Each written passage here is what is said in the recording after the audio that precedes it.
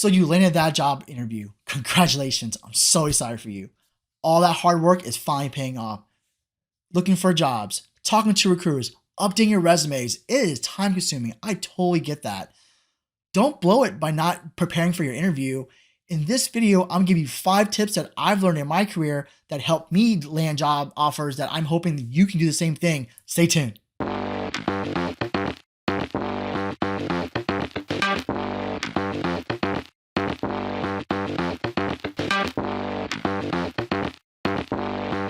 Hey folks, it's Andrew here at All Things I Am. We talk about I Am, but we also talk about career advice, mostly from my experience.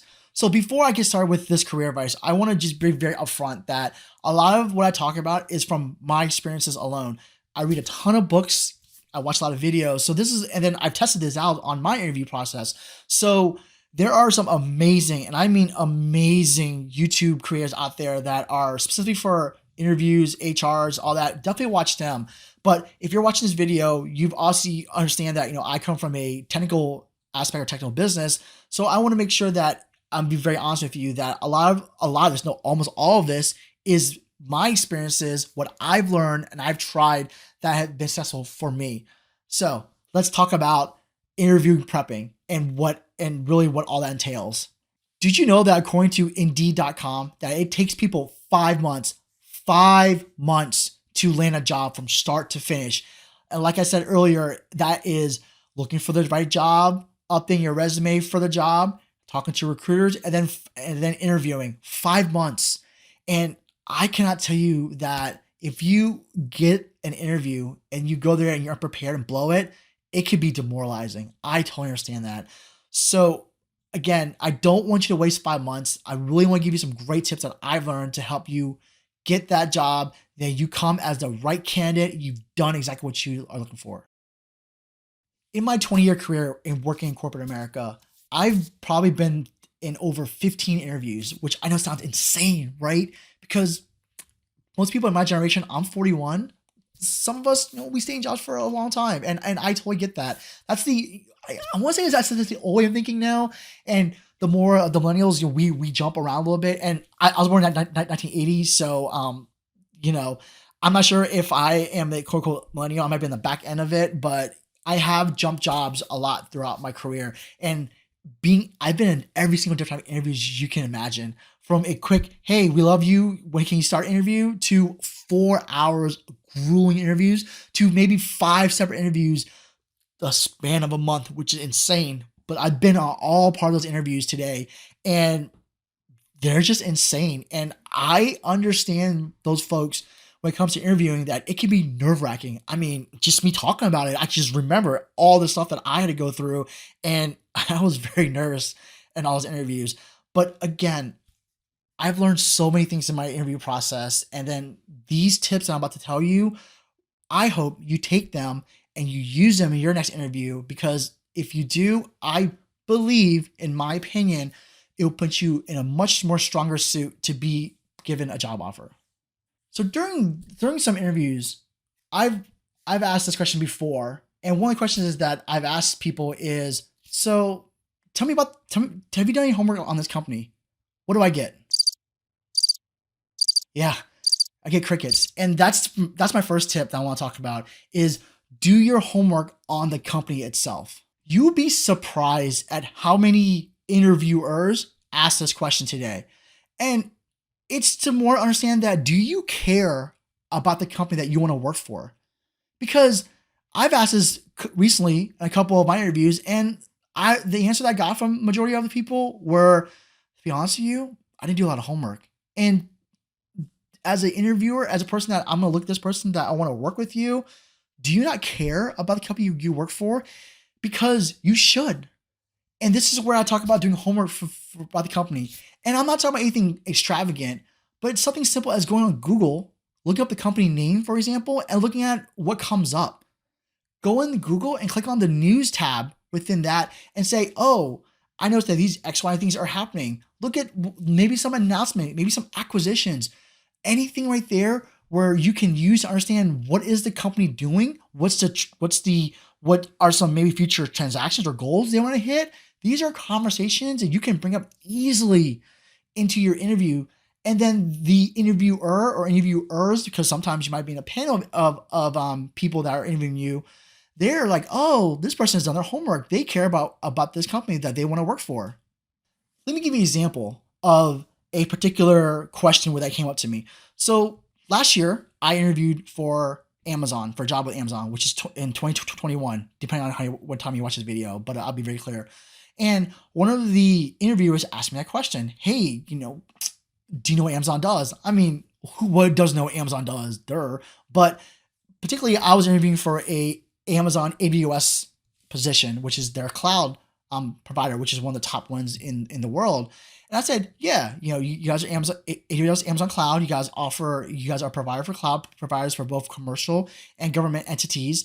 You have several different platforms like Redshift, for example. They have their own databases they offer. He says, oh, cool. So what do you think about what we offer? And I looked at him saying, interesting. You know what? Coming from the identity access management space, in my research, what I've noticed is Amazon doesn't out of the box provide the most comprehensive privileged access management solution. And the gentleman looked at me and was like, oh, interesting. Tell me more. So I told him that in my research, I've noticed that when you give access to privileged accounts, that Amazon out of the box gives you the right simple access and the right policies that can manage them. But when it comes to different businesses, you want more comprehensive information or lockdowns or rules around PAM, right? Or privileged access management. So I even gave them a couple of different applications where it's been discussed, or different blogs from other companies. And don't get me wrong, I totally understand if you read like a certain PAM solutions blog, CyberArk, Thycotic, they might be a little bit biased. And I'm not saying they are, because a lot of those blogs are great information, but that's the research I'm talking about. I told the gentleman, look, I really believe that with my experience, that if you hired me here at Amazon, I really want to look more into this PAM offering and the limitations that you guys have today. Maybe we can have conversations with the customers, the PAM providers, say, hey, what can we do to make this more comprehensive, right? To give companies more at ease, or feel more, yes, you know what, we go to AWS, maybe it could be our whole comprehensive solution. Or even if they have customers that use hybrid solutions, and for those who don't know what hybrid means, it is they have some on servers, or they call it on-premise or on-prem, and then they have some in the cloud. So they have maybe applications that do both. How can I really lock down the privileged users? And for those who don't know, privileged users are users that can take down systems. So think of it as this. If I'm a privileged user, let's say for, I don't know, Amazon.com, if I have keys to the kingdom and I can hit 2 buttons and take down Amazon, can you imagine the amount of money lost there? Every second, easily in the millions. But that's what it is. How do I manage those people? And I told him this, and he was like, wow, that's awesome. Tip number 2 I want to talk about is master your resume. I cannot tell you how many times in my experience as an interviewer that I've read people's resumes, and I read people's resumes thoroughly the best I can. And I've seen resumes that are 1 page long. I've seen resumes that are 30 page long. I'm not kidding you. A 30-page resume. I read the whole thing. Don't get me wrong. Like, I realized, like, wow, dude, I hope you know all this stuff. And then people who have 4 or 5 page resumes, which, don't get me wrong, some people are all about 1.5 pages. But if you're a very experienced person and you have to really be explicit on what you're trying to convey, I'll take your 4-page resume. It's cool. But you better know every single thing on that resume, every bullet, because I've been in these interviews where I've asked candidates who put these really egregious adjectives in front of their accomplishments. And I'm not saying that this is something that's not uncalled for, but when you put stuff like mastered of something or expert, you better know I'm going to ask that question. And maybe I'm not the expert, right? But I might have somebody that are in the panel with me and has hey, ask this person what they mean by mastered this, right? So be prepared to really talk about every single bullet in your resume, because if you don't, it's not gonna look good in the eyes of the interviewer, because you look almost as a liar, and you don't look upon as a liar. And to be very honest too, a lot of people, I don't believe people are liars. I just think that sometimes they either pay somebody to do the resume, or they got lazy and copy and pasted on template and didn't really understand everything. And you need to master your resume. So my suggestion for the tip is take out those fluff words. You don't need mastered or expert. Be specific in what you did, right? Show some quantitative and qualitative accomplishments right there. Those are more eye catchers, the more conversational ones versus mastered. Because to be honest with you, if I see mastered of something, and I'll give you an example, a person that I interviewed, he put mastered of SailPoint Identity Access Management, which or they call it IIQ, and I'm like, interesting. So I asked him about this. Tell me more about this mastered. And I asked him, like, here's a scenario that I know of. What would you do here? And he couldn't answer me. And then after a while of probing and probing, I got to understand that this person really knew a certain section of the application, not everything. But in your resume, you put expert of X, Y, and Z or SailPoint IQ. So I'm like, whoa, okay, well, I have a lot of experience in SailPoint. Here's a common one that I'm aware of. Can you answer this for me? Because I expect you to answer for me. And the gentleman couldn't. And to me, that was a red flag right there. So master your resume. Know every single bullet. Have a story or have an easy 1 to 2 sentence, 3 sentence answer, 30 seconds to less than a minute answer on every single bullet that you have there to make sure that, because you just do not know that you have an interview that is very, very specific, can read everything like I do. And then I put comments a lot on questions I want to ask. And some of the things I don't really ask, but a lot of things that kind of tweak my interest or interesting, I'm going to comment to make sure I ask that. And if you can't answer that correctly, then it's not going to look good on you. It comes to me when I, talk to my other managers saying, I don't think this candidate is going to be good because this person wrote X, Y, and Z on the resume, but they couldn't really answer or back it up. So the third tip, and I hate to say this tip because it is in every single interview, blog, journals, so many creators talk about it, so many HR people talk about it, but is come with questions. It's that easy. I started a new job recently, and I've interviewed, I believe, 3 or 4 candidates. And I asked them, any questions for me? One candidate had 2. Done? No, I'm good. Why? Where are your questions? Ask them. I want you to ask me questions because it shows me that you care about the position that you're coming for.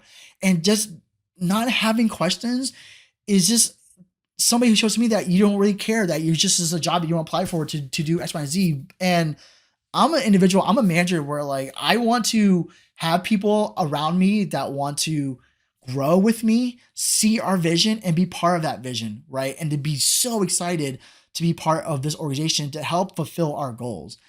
And if you don't come with questions, I just don't think you care. And this is my personal opinion, but I told you earlier in the tips, right? The very first tip, I talked about doing homework, easy stuff for you to get questions on. Oh, I noticed that you guys are identity, let's say identity provider. You guys just bought another authentication company that does the same thing you guys do. Interesting. What's the thought process behind that?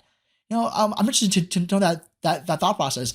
You might not get the answer, but at least you're like, wow, you know what? I'm interested in that because that's something that if that's something you're working on, let's say you're applying to be somebody that maybe writes code for authentication. Am I going to use both systems? Is there a future process where we merge systems together? These are the questions you should be asking because you as a candidate, when you want to come down and talk or do your job, you know what's going on. So when you step forward day one, you know what you're going to do and your question is being asked. Another common question that you should be asking is this position a new position or is this a position that somebody left and I'm filling? Great question. Is because if it's new position, great, cool. We must be expanding. I appreciate that. Or, new role. Is the team new, for example? Or is there a need because maybe you guys didn't see something that I'm hoping to fulfill? Conversation.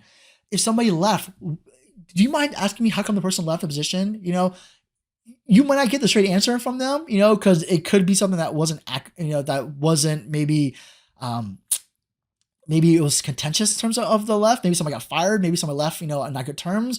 But maybe it could be amicable, right? Maybe the person just wanted a different role and the company couldn't offer it, so they went somewhere else.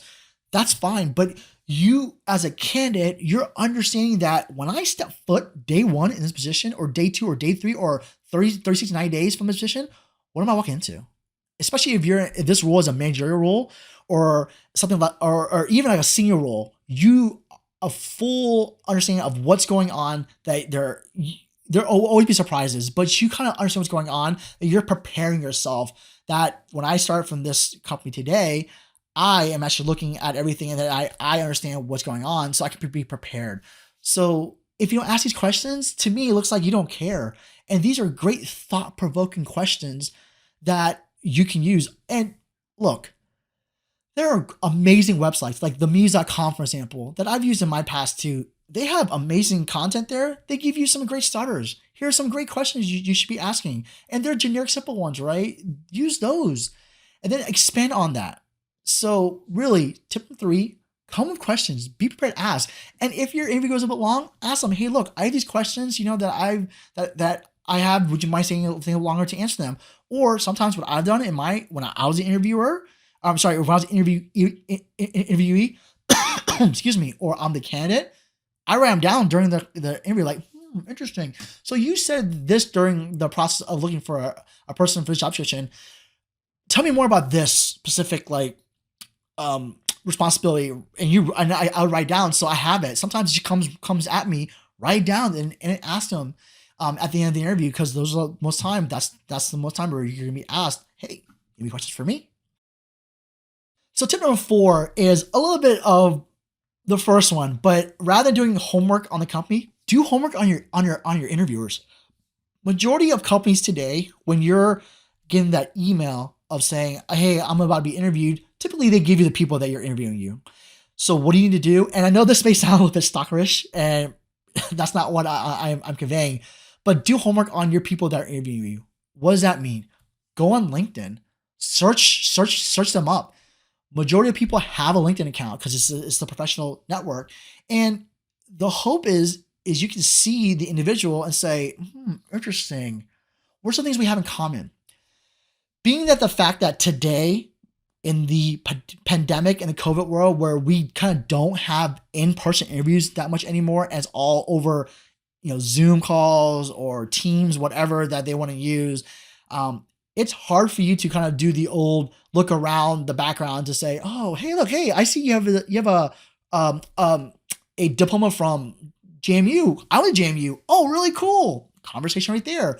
But sometimes you don't have that. People blur their backgrounds. Somebody put some cool, cute background behind you, so you might not see that. So doing your homework on somebody, their LinkedIn account, for example, even just Google their name. You never know. They might be people who do public speaking and maybe have conferences.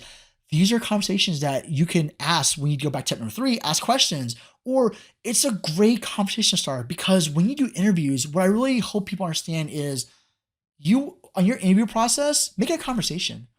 It shouldn't be an interrogation at all. And I try my best when I interview people to make it conversational. I joke sometimes. I try, because I understand it's nerve-wracking. So whatever I can do to make you more at ease, I'm going to do that. So the more homework you do on, like, myself, for example, it makes you, much more stronger. I'll give you a good example. On my LinkedIn profile, I played lacrosse, high school, college, I coached, and I still give back today. One of my special interests is USA lacrosse. Oh, hey, I see your interest in USA lacrosse. You know what? My son wants to play it. Do you have any tips for me? You did homework on me, right? Oh, hey, I saw you went to this school. Or when you talk to somebody, or what the person that's interviewing you, their background is, the way you tailor your questions, the way you talk to them, you could change it, right? You can have somebody who's a director who's done all these, all different work right there, and say, tell me about the time you did this. And because remember, even though you're being interviewed, you can interview them too. And the more and more you understand the person, the more you say, wow, this person's very technical. Let me make sure that when I respond, maybe I'm technical with them. Or maybe I'm not, because maybe they're a director. Maybe they're more process-driven people. Look at their posts that they post. Hopefully they do. And there are occasions where you might have that people don't have anything on the LinkedIn profile. It's all good. But look at everything top down. Look at the people that give them compliments on LinkedIn, or certifications that they've had, or school, right? Anything. You do the homework on the interviewers. So when you come in, these are great questions you can ask them to show that you've done your homework. And it's a little bit of tip one, but it's more separate because you are interviewing the person, you are doing the homework on them. So when you come to interview, you're prepared to talk to them and use some common interest. Because again, to me, this tip is more flipping it to be, rather than having that, oh man, this is gonna be a hard interview, to being conversations like, oh hey, I saw you went to X, Y, and Z. I have friends that went there. They told me X, Y, Z, and conversations, boom. Your interview is much more easier, and you feel more at ease. So think about that next time you have an interview. Is if you get a list of people that are interviewing you, do some homework on them. You'd be surprised some of these common interests you are. And if you happen to get offered, guess what? You might have a new friend. And that's the best part about starting a new job, is you have somebody to talk to and maybe be a buddy with. Because hey, trust me, again, done many interviews. I've been on different jobs where it's hard the first couple of days where you're like, I know nobody. So if you know somebody, makes it a little bit easier on your transition. And the last tip I want to give you is something that I hope people talk about more. I haven't seen a lot of it, but is practice. Yes, practice. Practice. Not a game. Not a game. We're talking about practice. Not a game. Practice. I love you, Anna Anderson. Always love you. But I'm being very serious here, right? Practice your interviewing. When you have opportunity, the interview's coming, practice with somebody. There are so many different Discord servers out there. I'll give you again a good example. When I was doing the Amazon interview, I studied my butt off for this interview, and they call it a loop at Amazon. There were some services, and I actually got access to one of these organizations. They offered a Discord channel, and they had a certain little section. I think it's a server. I'm not sure Discord calls it, but there were opportunities to interview with other people, and these were people who are in your shoes. That let's test out interviewing, and they would ask common questions that maybe Amazon would ask. And for those who don't know, Amazon asks a lot of their leadership principles. Almost all their questions are, "Hey, tell me about a time this happened, this happened, this happened," and you have the opportunity to talk to other individuals and provide them your answers and get feedback. And the nice part is the person who gives you feedback can say, "Oh man, you ramble a lot on this certain answer," or every time you are on camera, you always do a lot of this, going on, So, and this is great feedback for you because, again, in the COVID pandemic, we don't have a lot of opportunity to do face-to-face interviews. So our face-to-face has been replaced by the webcam or Zoom or Teams. And any way that you can take the opportunity to make sure that you are ready to go, you've vetted your answers, and they're more clear and concise, the better you are. You can practice with your spouse, with a friend. You can practice by yourself. You can take your own webcam, record yourself, and just mimic what some of the questions that would be asked. You could be like, "So, tell me about yourself." And then you would just respond to that and then watch yourself again. And trust me, I know we hate seeing ourselves on camera. I know I do. But if it's going to help me land the job that I want, gotta do it. And you're practicing to be prepared. The more clear, concise you are in your responses, the better you are. And also one more thing too, when you practice is sometimes people do this when they're interviewing. "Yeah, Jim, so I love what you're doing right there. And yeah, I'd be a great candidate for this opportunity because I bring XYZ experience. So can you kind of figure out what I did wrong?" Ooh. Can you understand what I did wrong right there? The problem is you want to look at the camera. I'm looking right at my camera right now. Rather than looking at the screen here, I'm looking right at the camera here. So it takes practice to do that, right? Is when you go and you interview, ignore what this person is doing here. You'll see them right there. They'll see you, but they're not seeing you from your computer screen. They're seeing you from the camera. So what you need to practice focusing on is looking right at the camera, even right above it right here, and saying your answers there and looking straight at the camera, because that's the best way that you want to convey yourself, because it's almost replacing face-to-face eye-to-eye contact. Because one of the biggest forms of communication is looking at somebody in the face when you want to give them the answer. Because this is much better than saying, "Yeah, I did X, Y, and Z this year. I moved positions because my wife and I moved and everything." I mean, do you want to see the top of my head? I don't think you do, right? So take your time, practice interviewing with people, be prepared. So when you come down to date, when your interview comes next day, you are prepared, you are locked and loaded, and you're ready to take on that with everything you got to get that job that you want. Wow. So those are 5 awesome tips that I hope that can help you in your job interview going forward. And these were tips that I have found in my career in terms of either I've experienced it, I've read books, blogs, videos, and I've tested them out. And they've helped me out in my career in terms of when I interview for positions. These are what I use to get myself ready to go. So let's summarize again what these are. So number 1, do your homework on the company. Number 2, master your resume. Number 3, you want to come ready with questions. 4, do homework on the interviewers. 5, practice, because you just never know who the person is going to be behind the camera interviewing you those questions. So again, 5 months it takes you to get a job. Don't blow it. Use these tips. Use other awesome YouTube creators out there that help you out. Even find YouTube creators that are very specific to your job. I'll give you an example. When I was doing prep for Amazon, I watched a lot of Holly Lee. She is amazing at Amazon. She used to be an Amazon recruiter. I went on her website and I went on her live streams and I asked a couple questions and her responses, she helped prepare me for Amazon. If you're a person that's going for those, the Amazons, the Microsofts, those what they call FANG, companies, there are plenty of creators out there that have been there that can help you with that content. But that's the homework that I'm talking about, is doing that proper there so you know exactly what's going on. So again, I'm really excited that you came and joined and watched this video. I really hope these tips help you out. If you have your own tip, leave them in the comment below. I would love to read them because as always, I am always learning and we're humans and we all want to make sure that we understand everything today. So with that being said, thank you so much for watching. I really hope this helps you in your career. And as always, stay curious because you never know. I'll see you next time.